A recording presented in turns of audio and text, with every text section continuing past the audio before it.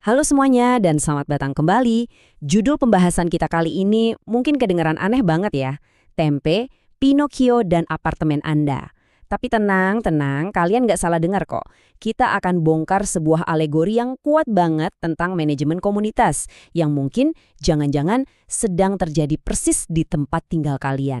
Jadi, apa sih sebenarnya hubungannya tempe, terus boneka kayu yang hidungnya suka memanjang itu, sama cara apartemen kalian dikelola? Emang kedengarannya nggak nyambung sama sekali kan? Tapi, percaya deh, begitu kalian paham koneksinya, ini bakal bikin kalian mikir. Yuk kita mulai? Jadi, ini tuh sebenarnya sebuah alegori.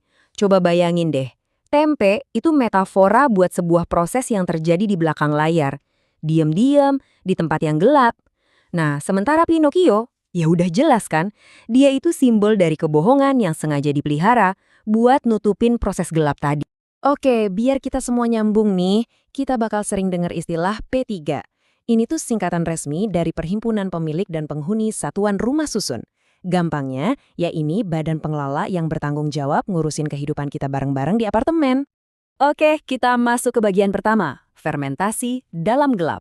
Sama kayak bikin tempe, manajemen yang bagus itu butuh proses yang benar. Tapi, gimana jadinya kalau proses itu malah sengaja disembunyiin di dalam kegelapan? Hasilnya bisa bahaya banget. Kutipan ini bener-bener pas banget buat ngegambarinnya. Manajemen yang transparan itu ibarat tempe yang bergizi. Tapi kalau prosesnya salah, ditutup-tutupin, yang kita dapat ya bukan gizi, tapi pembusukan. Terus, gimana cara kita ngenalin kalau fermentasinya ini udah salah? Tanda-tandanya tuh jelas banget. Manajemen yang super tertutup, takut banget kalau ada yang ngerekam atau minta dokumen, dan bahkan bisa sampai nganggep warga yang nanya macem-macem itu sebagai musuh. Ini semua gejala fermentasi yang salah arah, yang subur banget di tempat gelap.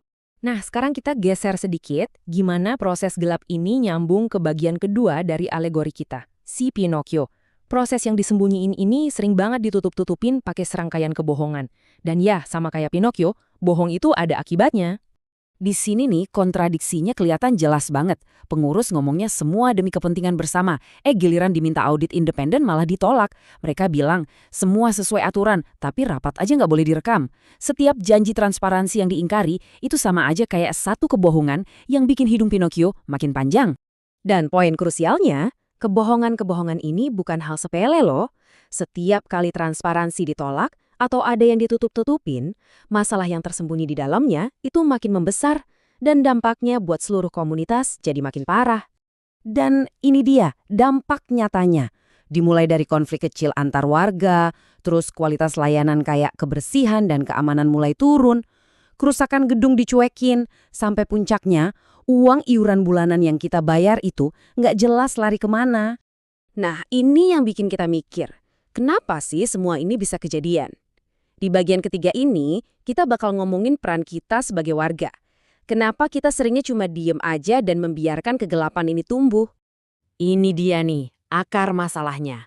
Manajemen yang buruk itu nggak muncul dalam semalam. Dia itu hasil dari sebuah proses pembiaran yang terjadi sedikit demi sedikit, hari demi hari. Ya, karena kita sebagai warga memilih untuk diam. Kenapa kita diam? Coba deh, lihat beberapa alasan umum ini.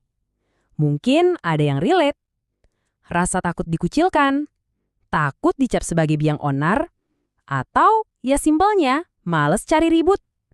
Semua ketakutan ini, ironisnya, malah jadi pupuk buat manajemen yang nggak sehat. Di Indonesia, ada sebuah pola yang umum banget, yang bisa kita sebut fatal dulu, baru ribut. Artinya, kita itu cenderung nunggu sampai bencana beneran terjadi, misalnya lift rusak total atau dana komunitas ludes, baru deh kita rame-rame bersuara dan nuntut tindakan. Garis waktu ini nunjukin banget gimana siklusnya berjalan. Tanda-tanda kecil muncul, tapi kita abaikan berbulan-bulan, bahkan mungkin bertahun-tahun. Lalu, pas krisis besar yang sebenarnya udah bisa ditebak itu terjadi, barulah semua orang panik. Padahal ini semua bisa banget dicegah kan? Oke, terus solusinya apa dong?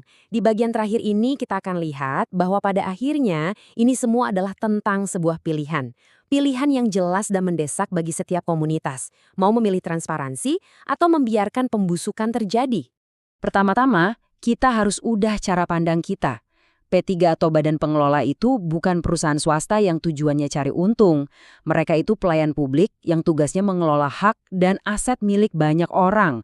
Ini tanggung jawab yang sangat besar. Karena itu, ada 3 hal yang gak bisa ditawar-tawar. Transparansi itu bukan pilihan, tapi sebuah kewajiban mutlak. Dokumentasi kayak rekaman itu bukan ancaman, tapi mekanisme kontrol yang sah. Dan yang paling penting, partisipasi aktif dari warga itu bukan gangguan, tapi justru inti dari demokrasi di tingkat komunitas kita sendiri. Oke, kita balik lagi ke alegori tempe kita untuk yang terakhir kalinya. Pilihannya benar-benar cuma 2. Transparansi akan menciptakan komunitas yang sehat dan kuat, persis seperti tempe yang bergizi.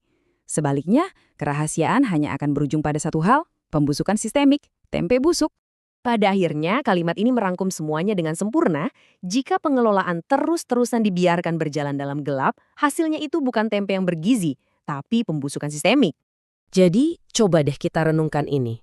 Lihat sekeliling di komunitas kalian, di apartemen kalian. Apakah kegelapan itu sedang dibiarkan tumbuh? Dan yang lebih penting lagi, apa yang akan kalian lakukan soal itu?